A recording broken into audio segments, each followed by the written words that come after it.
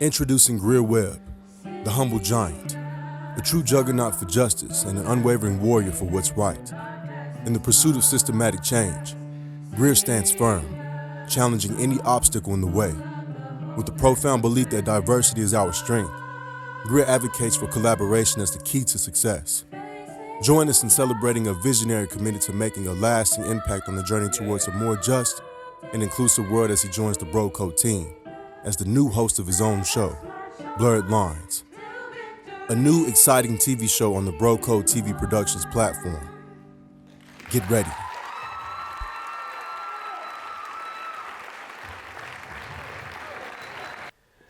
And they sent me the picture of the two of them together with no caption. I said, wait, how in the world is Greear with my cousin Walter, who I haven't seen in years, by the way, but we stay in touch. You know, COVID had a lot to do with that.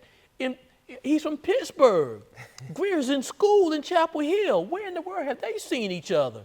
And I said, I bet it's in Washington. And lo and behold, you let me know it was at Vice President Harris's place, and he again said the same thing, because I sent the same kind of text. How'd you end up with Greear Webb? And I said to you, how'd you end up with my cousin Walter? And you both came back with the same thing.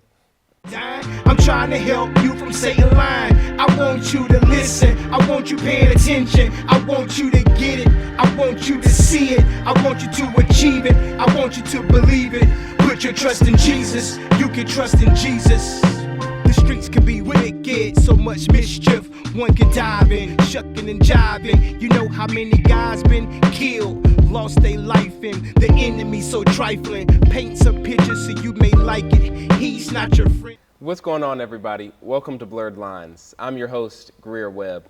True and lasting change always begins first with honest conversation. However, the topics of religion and politics are often pitted against each other, as people believe one detracts from the other. Now, it is time to blur the lines. On this show, we bring together leaders passionate about making a difference through the realms of public faith and public policy and service. And today, I'm privileged and grateful to have here with me one of those leaders, and I believe a true living legend.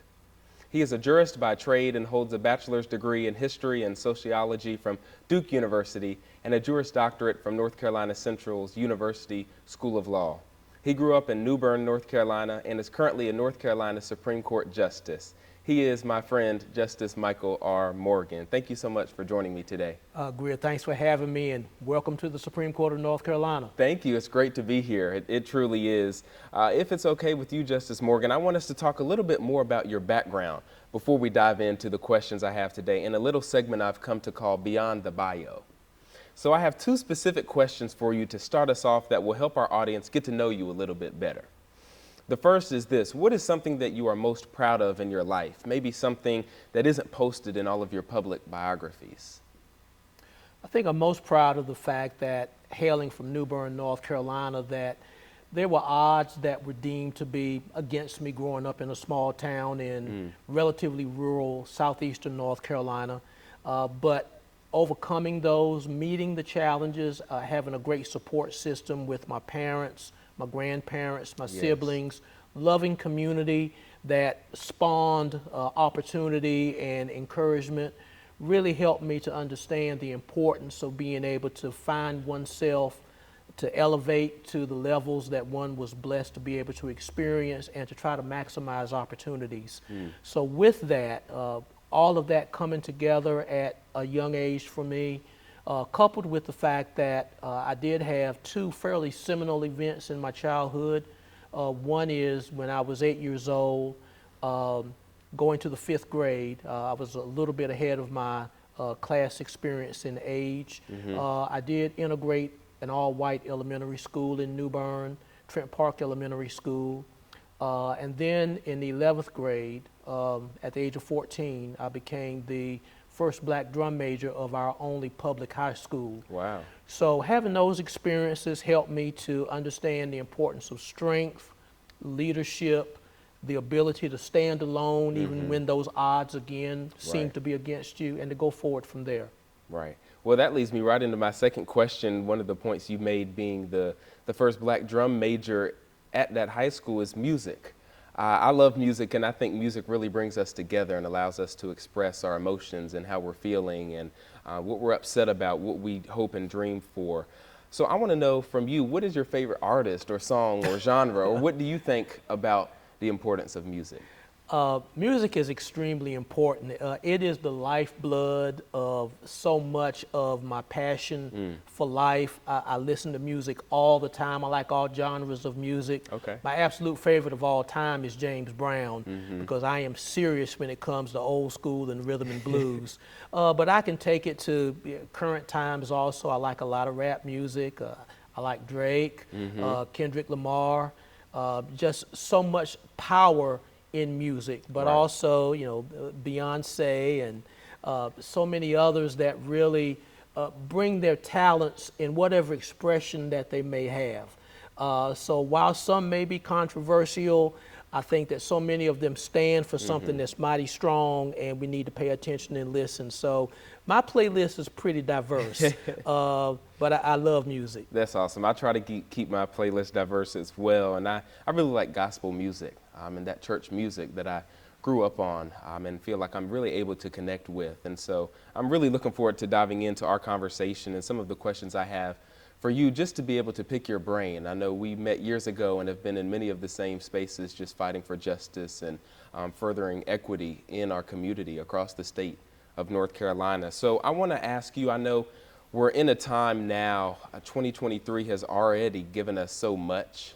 There have been great moments, and there have also been some really disheartening moments and some tragic moments that unfortunately I believe are going to continue unless we take some important and maybe what some believe are radical actions. But with all that's happening around us, with the violence and the political division and distraction, as someone who is often asked to speak and share their thoughts through a lens of fairness and equity, I tell people that I believe at the core of change for the better is strong but moral leadership. And I know people have different definitions for moral leadership, but I want to ask you, in this day and age in which I think so many are worried about being technical instead of telling the truth, see the scenario involving the Tennessee Three, I want to ask you, what is your take on leadership, and how do you strive to be a moral leader? Being a moral leader means at times having to stand alone when you're convinced that your position is correct, and it may not necessarily be the politically correct position, or it may not even be the easiest position at the time, but your foresight as a leader is one in which you try to understand what your role is, try to get those that are faint-hearted or perhaps not as visionary as you to understand what you're seeing and what you're feeling, and to be able to have the capacity to be able to explain to them what it is that is your vision, what you feel like your truth is in that moment, whatever that situation may be. Be open-minded enough to understand that there is an opposing view and assimilate that into your thinking. But then on the other hand, being willing as well to not only listen, but also to have the strength and the ability to state what your position is, and then through the give and take and the back and forth, there may actually be able to be some common ground that galvanizes everyone to want to come together. But in the meantime, at some point, one must take a stand. And sometimes you have to stand alone to make a difference. But people will even admire the fact that although you may be in the minority, at some point you may become a member of the majority. Think of Muhammad Ali, for example, who stood alone and at times was skewered even by his own people in terms of what the strength that he had of his conviction. But eventually, just by his steadfast way, people came around, and of course now he's legendary, he's an icon and a measuring stick as a standard for so many.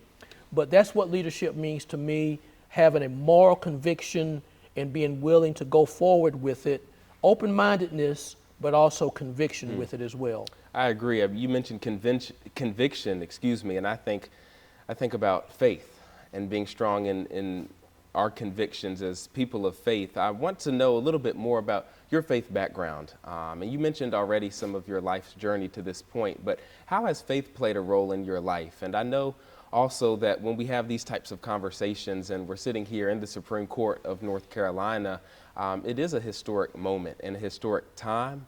So how has your faith kept you and allowed you to journey to this point? Well, I grew up in the church in New Bern, AME Zion Church. I'm still of the AME Zion faith.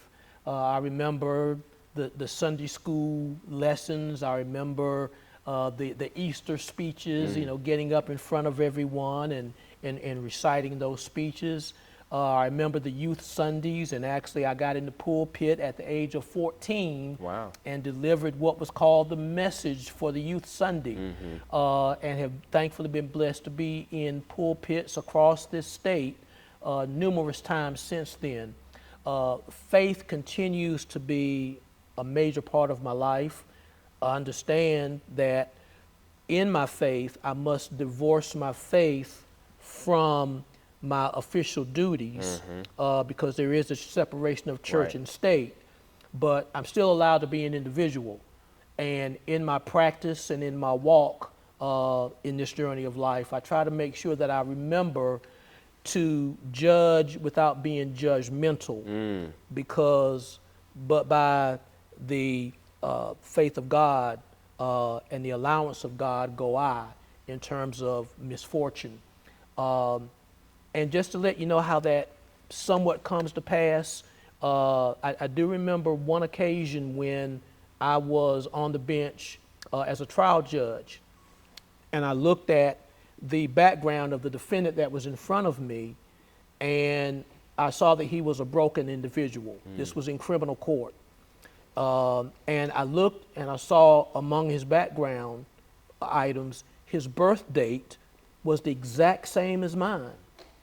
And when I looked at that, I said, 2 babies were born that day, him and me. His path went in one direction, mine went in another direction. But by the grace of God go I. And so as a result, you know, I've learned to understand that faith is important. One must believe in oneself, but one must also believe in a higher power, and one must also work to be all that one can be. It's good to have faith, but faith without works is dead. So as a result, we all must push forward, and there's certain mantras of faith by which I live my life, understanding that I'm in the public eye, understanding as well that calls for being a fishbowl. We're living in a fishbowl, but I welcome that, because if you're going to be a true leader, and if you're going to be moral in your views and be able to try to impact in a positive way society, you've got to be willing to live your life in a fishbowl if you want to be an example for others. Faith without works is dead. That's great. I'm going to get more into faith and have more conversations here with Justice Mike Morgan of the North Carolina Supreme Court. But as you know, Justice Morgan, in a building like this in downtown Raleigh, as the state grows and expands, and as Raleigh grows and expands, somebody's got to pay the bills. So we're going to head to a commercial break here and recognize our sponsors. I'm Greear Webb. We'll be right back on Blurred Lines. Experience success with the Hills Tandem, your premier management consulting firm. With over 40 years of expertise in grants management, technical assistance, and training support, we ensure precision in every project's life cycle. Our turnkey solutions simplify corporate giving, enhancing your reputation and community impact. For biotech and pharmaceutical firms, our patient-centric programs deliver clear value and ROI. THT is your go-to partner for program project management, service help desk, human resource support, and more. Elevate your success with the Hills Tandem, where excellence is not just a commitment, but a guarantee.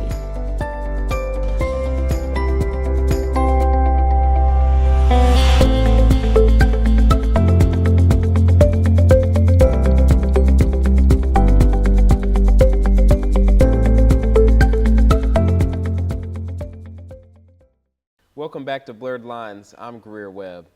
Justice Morgan, you mentioned earlier the need to divorce your maybe religious faith from your duties as a jurist, but the fact that you are still individually faithful, and that inspires and impacts, influences so much of what you do.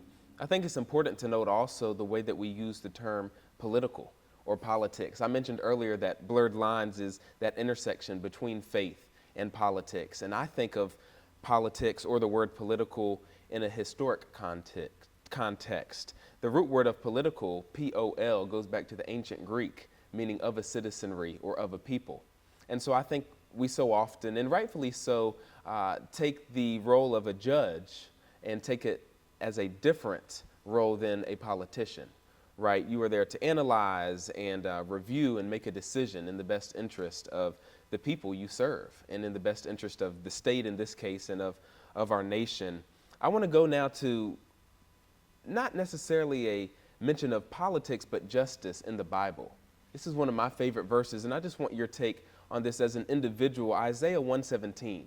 Learn to do good, seek justice, correct oppression, bring justice to the fatherless, and plead the widow's cause.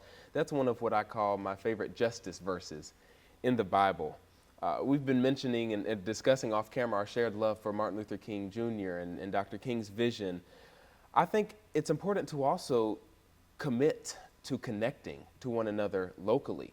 And so here in North Carolina, we have the annual Dr. Martin Luther King Jr. March. And you and I have had the privilege and honor to walk side by side and carry that banner a few years ago in January. What, if anything, stands out to you from that verse that I just read? Again, to do good, seek justice, correct oppression, bring justice to the fatherless, plead the widow's cause, that charge of Christians from God. What stands out to you about that call to uplift each and every one of God's children? Yes, and I remember very fondly when we won the banner several years ago. Just right outside, right? Right outside here in downtown Raleigh, where the Supreme Court of North Carolina is located, and that was a very thrilling moment to be side by side with you on the banner. And that is a great Bible verse as well, because indeed justice is intended for all individuals, regardless of race, gender, religion, Right. Economic standing, social standing. And so when you talk about those that are mentioned in that verse, we often think about those that are oppressed, those that are marginalized, those that don't have a voice otherwise. And so justice is an opportunity to equalize everyone across the spectrum. And so while on one hand, faith from a religious standpoint has to be, as I used the term before, divorced from the actual official aspect of being a state official, as I am being on the Supreme Court of North Carolina. Right. Nonetheless, the intersection is the fact that when you have justice for everyone, if you are applying that equally under the law, that is the ultimate intersection between faith and justice, if the ultimate is to be fair to everyone and to treat everyone equally and fairly and honestly. So that is a powerful verse. It is one that serves as a great guide in life, but also is not inconsistent with what should be done from the bench in a courtroom. I think that's great. When I think of justice nowadays, something that's become clear to me as I grow as an advocate for justice and a leader generally is that necessity for collaboration. And as you know, I was able to visit the North Carolina Supreme Court here and observe a real case for the first time just a few weeks ago, and I sat and watched and listened to the questions being asked by the justices and thought to myself, I wonder how these justices work together in pursuit of fairness. Now, I know the current court and all courts really often have disagreements about case particulars, but how does collaboration play a role in the job that you do daily? It's important.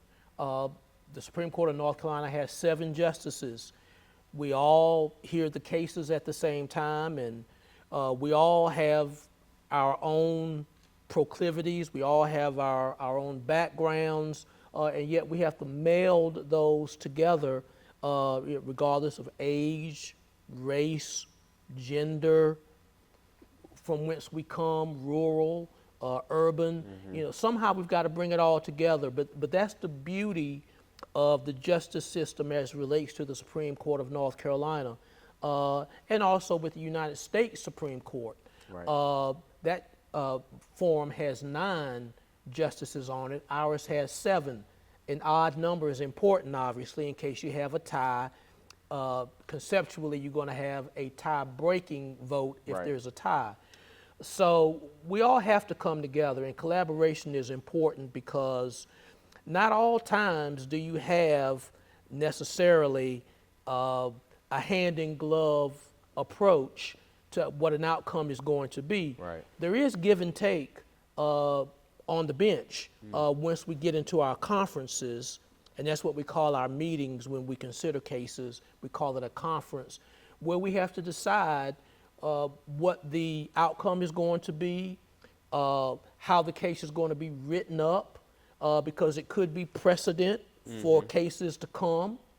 It may be a case of first impression, or it may be built on precedent past.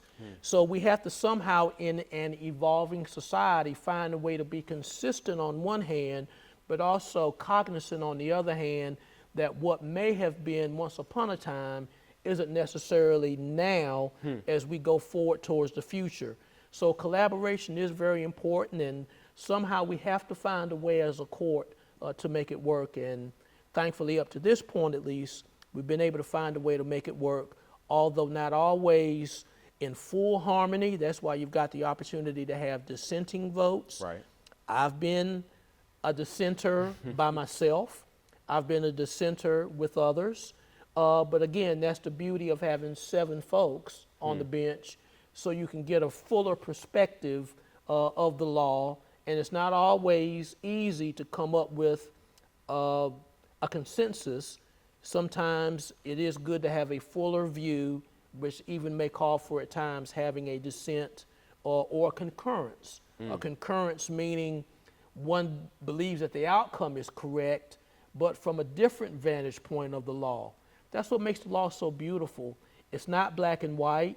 It's not a matter of being easy, because when you get on this level, Greear, the lawyers are good, the cases are difficult, and it's a matter of trying to get the best result going forward. Right, right. Wow, I mean, it's got to be tough sometimes, as you've mentioned. What do you think is the most challenging aspect of your job, or even of this current political moment here in 2023? There are a lot of factors that go into matters at this highest level. Certainly, on one hand, as a jurist, fairness, impartiality, and equality should rule the day. But we're in a very political time in this country and in this state. And as a result, that can't help but be, to some extent, a factor as you look at society and try to decide the disputes of society, many of which come out of a political aspect or an economic aspect or social aspect or an environmental aspect, which when you boil it down, sometimes may be rooted in politics overtly, covertly, subconsciously, or unconsciously. So you've got a lot that works there in terms of trying to get it right. And again, among 7 people, it's not easy. But we have a job here, and when one offers oneself to be here, there's obviously a legal background that's involved to get us here. There's obviously a political aspect to get us here, because we're all elected ultimately to 8-year terms. And so there's a need to be cognizant of this. We don't live in a vacuum as jurists, but yet we have to be in a bubble to some extent if we're going to do the job correctly and honestly and fairly as it should be done. So there are a lot of considerations. But as the challenge must be undertaken, I know that I do my best to do that, and I can only trust that my 6 colleagues do the same. I want to follow up really quickly. You mentioned the word fairness. I know we've been talking about justice and equity, and I defined how I view the word political earlier, being rooted in people. When you hear, oh, judges are supposed to be neutral, or judges aren't supposed to be political, or judges are supposed to be impartial, at the end of the day, you have to make a ruling. What goes into your judgment when you do have to make those rulings or write your explanations for why you are leaning one way or another when folks are looking to you to be neutral or what they think of as impartial? Well, first, I feel as though I have to look at the law, do the research, understand what the law is.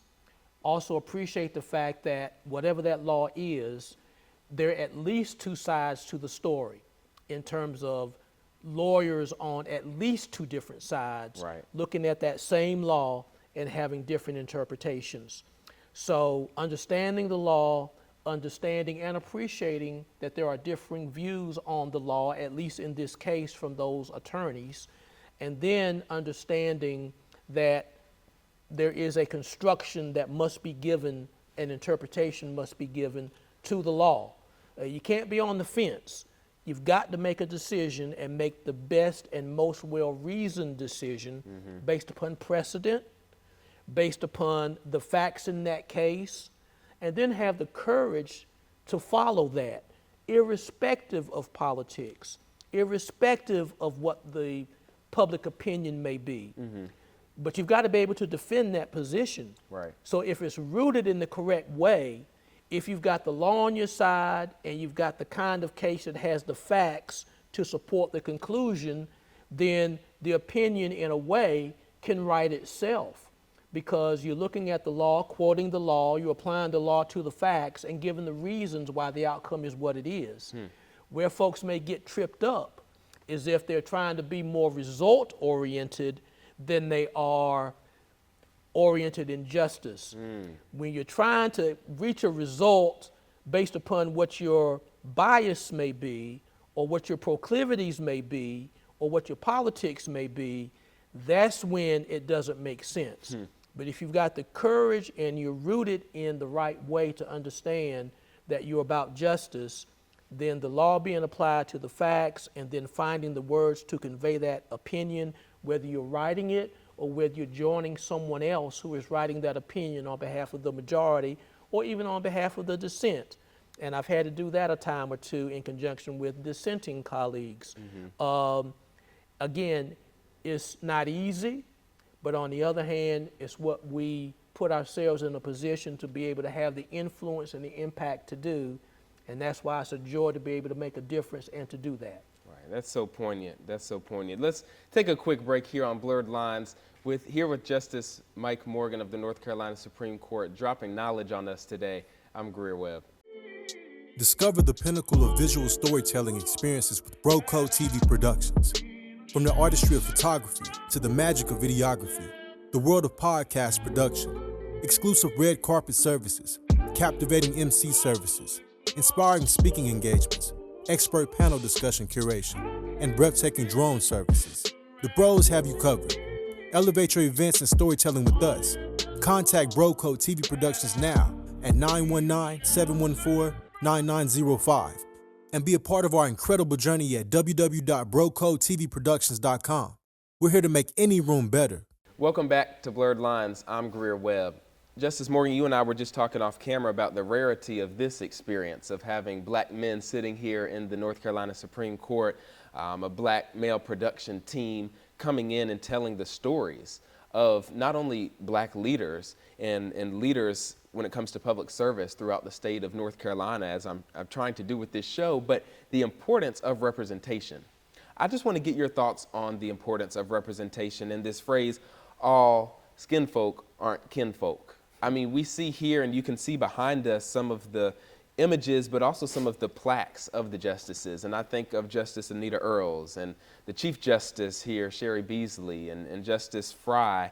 And I think that they most certainly were kinfolk and were advocating on behalf of all people, but specifically knew where they came from and the importance of understanding that inequities and injustices have existed throughout our history. What do you think about representation, and what does it mean to you to be a true and genuine black leader in this day and age? Well, I've had the opportunity to serve with those individuals in one capacity or another. I serve with Justice Earls now. I served with now former Chief Justice Beasley when she was on the court, and Chief Justice Fry has always been a mentor and role model to me and swore me into my first judgeship back in 1989. But to be a black leader and thank you for even recognizing me as being such, course. because I have said on a number of occasions, one does not appoint oneself to be a leader. Right. One becomes a leader by virtue of how one represents oneself, and then in turn others wanting to see that person as one who speaks for them. So it's an awesome experience, it's an awesome opportunity, but it's also a very humbling situation to be deemed to be a leader. And you're saying not all skin folk or kinfolk. That's important to recognize as well, because not everyone has the same philosophy for the betterment of the whole community. Some look at whatever one's agendas may be as being for perhaps a limited segment of society, or even just for oneself.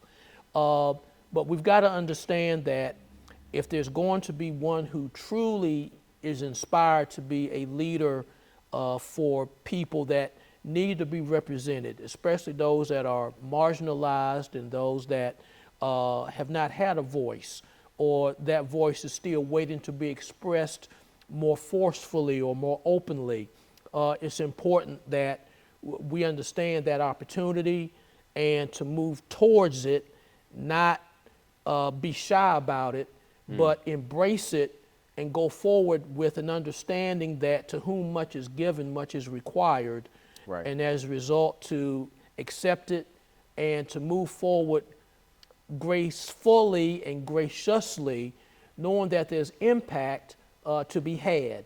So I enjoy the opportunity as being seen as being what we style as a black leader, but also I want to turn that around a bit and just say being a leader who just happens to be black. Because Right. I'm afraid that when we use the term black leader, and we understand what that means, Right. and I embrace that, but sometimes we get pigeonholed as being leaders who happen to be black, when in fact we're not just being black leaders and being put in a compartment or being placed in a certain segment and saying, well, he or she is a black leader. Or only supposed to or able to lead black people. Exactly. And not others. Exactly. I think Barack Obama is the epitome of that. Some looked at him as being a black leader. Right. He was a leader on a world stage who just happened to be black. And in the course of that, when we start to look at that more globally, more universally, then we realize that leaders who happen to be black are leaders, period, and they need to be respected as such.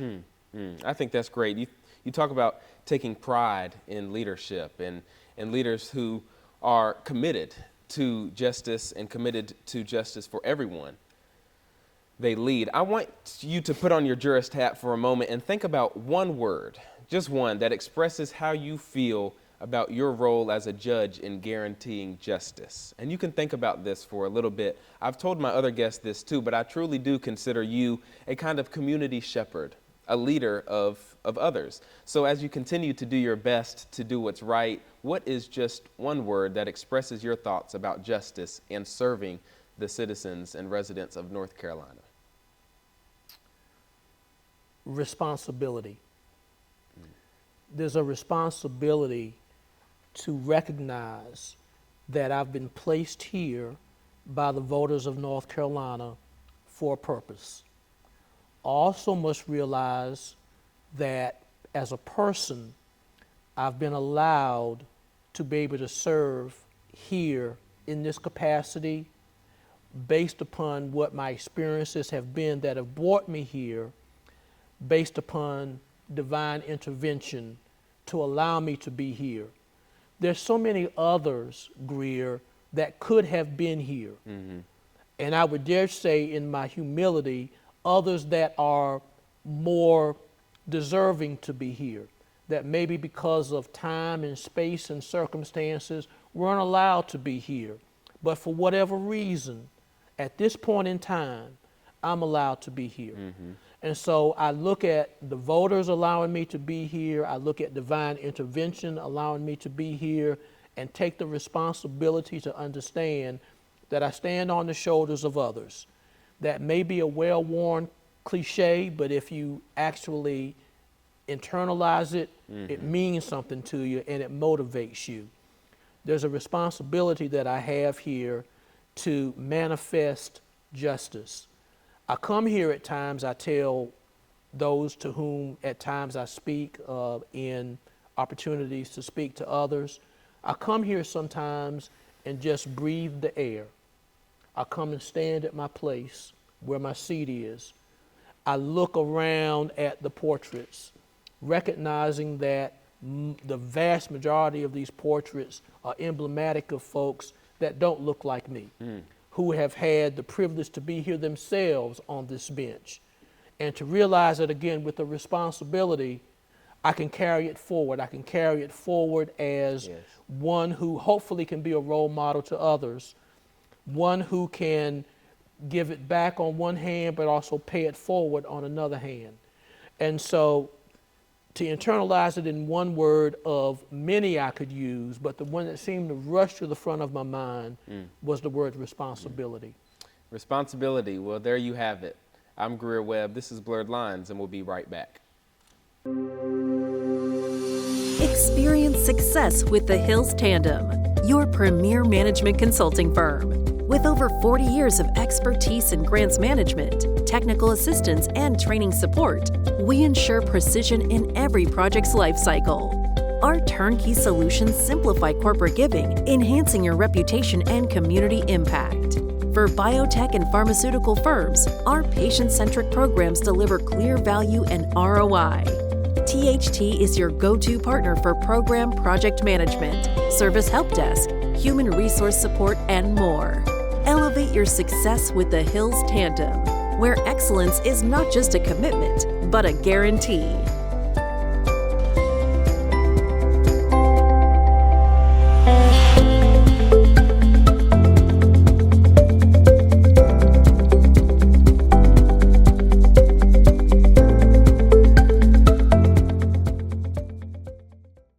Welcome back to Blurred Lines. I'm Greear Webb. Really quickly, Judge, I wanted to just give you a certificate of gratitude for taking the time to be here with us today, and it has your word of the day on it, responsibility. Thank you so much. I'll treasure this, and I'm so pleased to have it, and it's going to be a great memento of our time together, Greear, and your visit to us here at the court. Thank you so much. Thank you. Appreciate it. We're here with Justice Mike Morgan of the North Carolina Supreme Court, closing out an awesome episode with a segment I like to call Food for Thought. Food for Thought. We've had some appetizers, we've had the main course, we've even had some refills with our sponsorship breaks. Now it's time for dessert. So I'm going to give you 60 seconds, and I know you can do it because I see these courtroom timers in here, and I know how y'all operate. 60 seconds to walk and talk to our audience, to voters, to citizens, to just people that may tune into this show about what you believe is so important about bridging the gap between religion or faith and public service and public policy, and what you do and how you act and how you judge. What is so important about faith in all of that and serving people, keeping people centered? So I'll give you a second to think about your answer, and then we're going to walk and talk to the people. Well, it's a great question. I thank you for it. It gives me reason to think about how it all comes together. Of course, as I've said before, faith is important. No matter what your religion may be or your lack of religion, we all have to understand that there is a higher calling, whether it's the environment, whether it's a special being, someone who is within us or something that is within us that causes us to be who we are and what we are and in what we believe. And faith comes into that from the standpoint of being able to understand for what and with what one is going to stand. My father would say to me, as I recall, God rest his soul, that exposure and opportunity are very important to understand. Because when we talk about exposure, some people don't have the exposure to realize what is out there beyond one's limited vision, and to take the opportunity to understand that when you have exposure, you've got an opportunity to be able to show that exposure to others and utilize opportunities in that way. We all have opportunities. It's a matter of what we do with those opportunities, whether we maximize them or whether somehow we allow them to just be frittered away. Being able to sit at this seat on the highest court in the state of North Carolina, I try to combine my exposure that I'm blessed to have with the experience to understand and the responsibility to try to make a difference. And from this seat, I do my best for the people of North Carolina and for all of our citizens of our great state and country. To my young soldiers out there in the hood, in the ghettos and projects, I know what you see, make you feel hopeless, but there's one you can put your